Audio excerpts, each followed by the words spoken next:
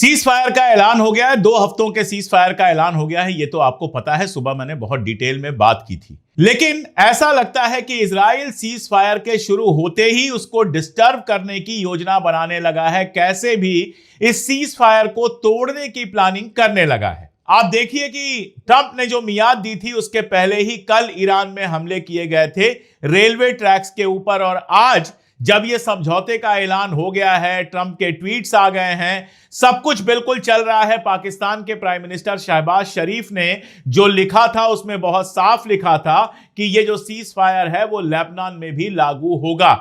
लेकिन कुछ घंटे इंतजार करने के बाद नेतन्याहू ने अंग्रेजी में एक ट्वीट किया जो वहां के अखबारों में छपा। अंग्रेजी में मैं क्यों कह रहा हूं?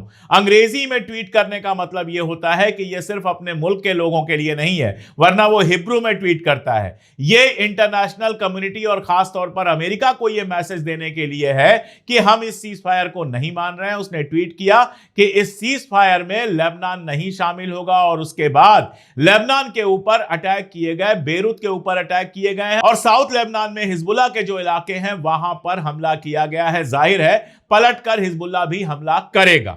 अब ये हमले क्यों किए गए हैं बहुत साफ समझ में आ रहा है। ईरान पर हमले की हिम्मत तो नहीं है। ईरान पर हमले का मतलब सीधा सीधा होता है कि ट्रंप ने जो कुछ लिखा है उससे पीछे हटना।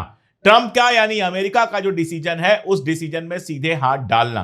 लेकिन एक फ्रंट जिंदा रखना चाहता है ईरान, और वो फ्रंट है लेबनान का। चाहता है वो कि जंग किसी ना किसी तरह से चलती रहे और मौका मिलते ही ईरान पर भी वो हमला कर सकता है। इस बात को बिल्कुल अंडरलाइन रखिए, इस बात को बिल्कुल अंडरलाइन रखिए कि वो ईरान के किसी बड़े नेता को निशाना बना सकता है, और मुझे उम्मीद है कि ईरान को भी ये बात पता होगी और ईरान इसके लिए पूरी तरह से तैयार होगा।